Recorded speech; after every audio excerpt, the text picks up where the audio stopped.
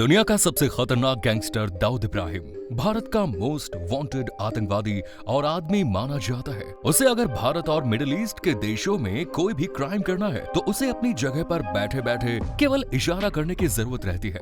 उसके इशारे पर अपराध हो जाते हैं। यही वजह है कि दाऊद का खौफ आज भी बरकरार है और इसी दाऊद का दाहिना हाथ कहा जाता था छोटा राजन।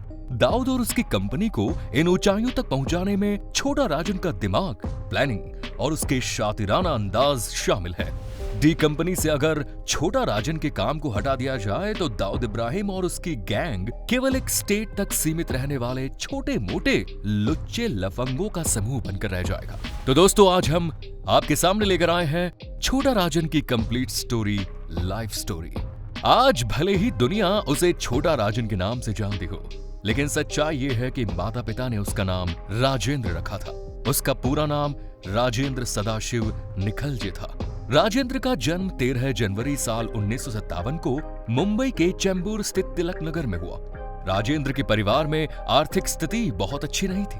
पिता सदाशिव निखलजे छोटा मोटा काम करके किसी तरीके से घर परिवार की गाड़ी खींच रहे थे। राजेंद्र का मन भी पढ़ाई लिखाई में बहुत ही कम लगता था। इसने अपने स्कूल टाइम पीरियड से ही पैसा कमाना शुरू कर दिया। ये पैसा ये टिकट ब्लैक करके कमाता था। स्कूल टाइम के बाद ये उसी क्षेत्र में मौजूद सरकार सिनेमा के सामने पहुंच जाता था और वहां पर पुलिस की नजर से लुक छिपकर सिनेमा की टिकट ब्लैक करता था। वैसे तो पुलिस ऐसे लोगों को पकड़ती रहती है और जब भी पुलिस टिकट ब्लैक करने वालों को पकड़ती है तो उनकी वहीं पर डंडे से धुनाई करती है, फिर गिरफ्तार करके थाने ले जाती है, उनके खिलाफ केस बनाती है। इसी तरह जब एक बार पुलिस वालों ने राजेंद्र को सरकार सिनेमा के सामने से टिकट ब्लैक करते हुए पकड़ लिया तो वो उसे दूसरे लोगों की तरह ट्रीट करने लगे। दरअसल पुलिस वाले जब भी किसी टिकट ब्लैक करने वाले व्यक्ति को पकड़ते थे तो उसकी वहीं पर डंडे से धुनाई कर देते थे।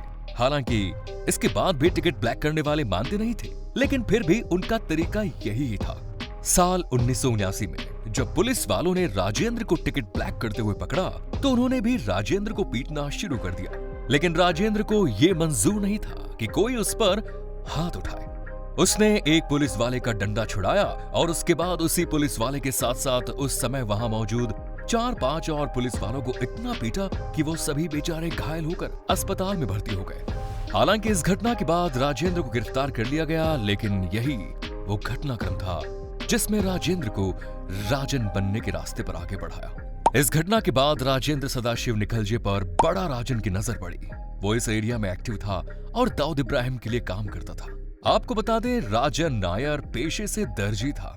वो अपनी गर्लफ्रेंड के चक्कर में अंडरवर्ल्ड की दुनिया में आया। दरअसल इसकी गर्लफ्रेंड काफी डिमांडिंग थी। उससे अक्सर वो गिफ्ट मांगा करती थी। अपनी गर्लफ्रेंड को गिफ्ट देने के लिए उसने छोटे मोटे अपराध करने शुरू किए। आगे चलकर वो भी एक गैंगस्टर बन गया और इस तरह वो अपनी डिमांडिंग गर्लफ्रेंड की डिमांड पूरी करने लगा। लेकिन उसके साथ भी गुगली हो गई। उसकी गर्लफ्रेंड एक दिन उसको छोड़कर उसके ही एक पंटर के साथ भाग गई। दरअसल राजेंद्र नायर उर्फ बड़ा राजन ने अपने साथ अब्दुल कुंजू नाम के एक व्यक्ति को रखा था, जिसे उसने अपराध की दुनिया में एंट्री दी।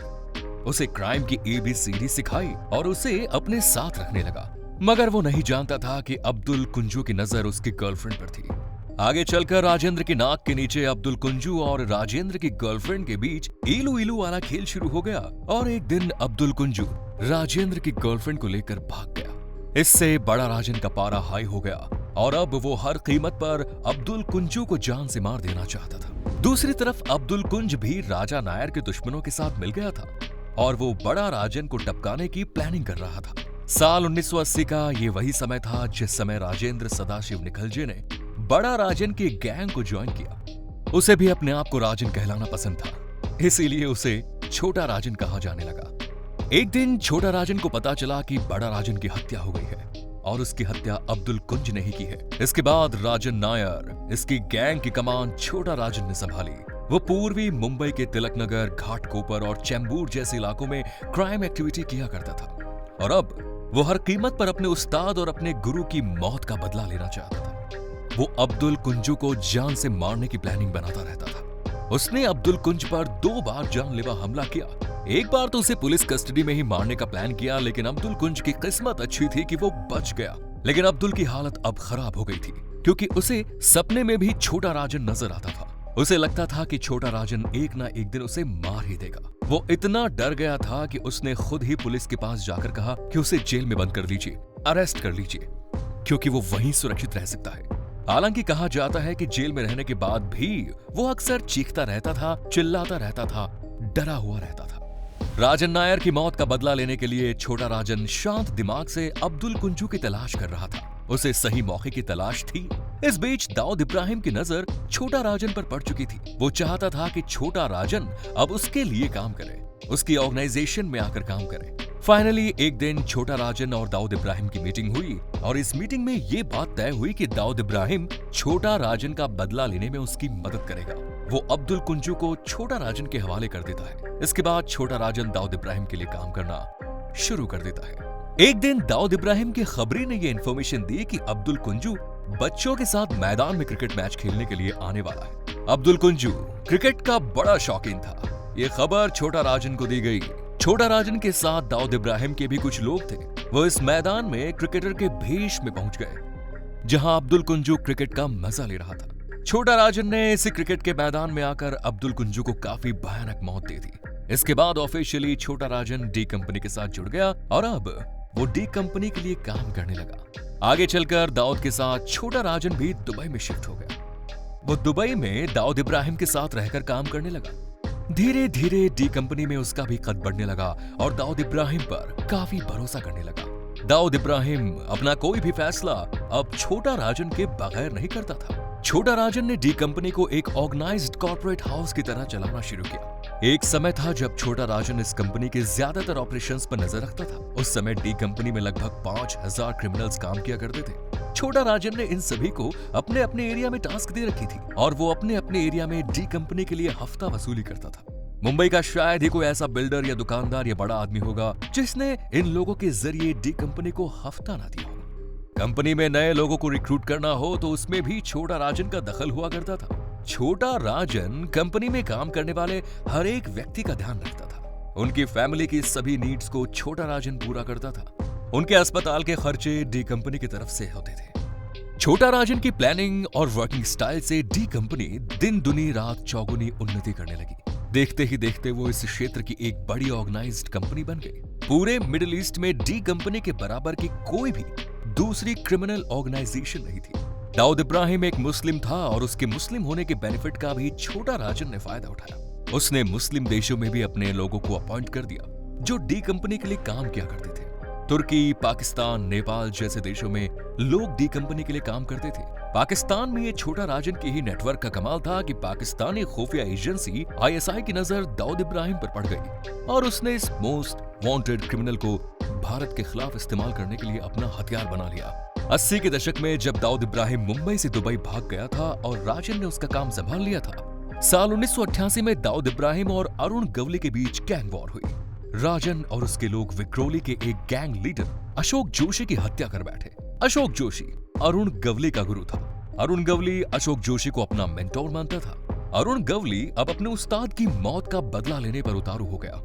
यही वजह थी कि 1988 में छोटा राजन भी दुबई शिफ्ट हो गया और उसके बाद वो फिर कभी वापस नहीं लौटा। डी कंपनी में छोटा राजन का बढ़ता हुआ कद कंपनी के दूसरे कुछ लोगों को अब पसंद नहीं आ रहा था। खास तौर से छोटा शकील को छोटा राजन से कुछ ज्यादा ही तकलीफ थी, क्योंकि दाऊद इब्राहिम खुद से भी ज्यादा छोटा राजन पर भरोसा करता था। इन लोगों ने धीरे धीरे दाऊद इब्राहिम के कान भरने शुरू किए। वो छोटा राजन के खिलाफ दाऊद इब्राहिम को उकसाने लगा। हालांकि शुरू में दाऊद इब्राहिम ने उनकी बातों पर ध्यान नहीं दिया और अपना काम करता रहा। उन्होंने कहा कि छोटा राजन का कद बढ़ता ही चला जा रहा है और एक दिन वो आपको भी सुपरसीड कर जाएगा। इस बीच अरुण गवली गिरोह ने दाऊद इब्राहिम की जीजा की हत्या कर दी, जो और कोई नहीं दाऊद इब्राहिम की बहन हसीना पारकर का पति था। अपनी दुश्मनी निकालने के चक्कर की दौड़ में बहनोई की हत्या करके अरुण गवली ने दाऊद इब्राहिम के गुस्से को साथ हुए आसमान पर पहुंचा दिया। अब वो किसी भी कीमत पर अपने बहन के पति के हत्यारों को मारना चाहता था। ये काम उसने छोटा राजन को दिया। छोटा राजन इस काम को करने के लिए किसी सही मौके की तलाश कर रहा था। इस काम में होती देरी का फायदा छोटा शकील और सौत्या ने भी उठाया। उन्होंने कहा कि छोटा राजन जानबूझकर इस काम को नहीं करना चाहता है। आप ये काम हम पे सौंप दीजिए, हम करवा देंगे।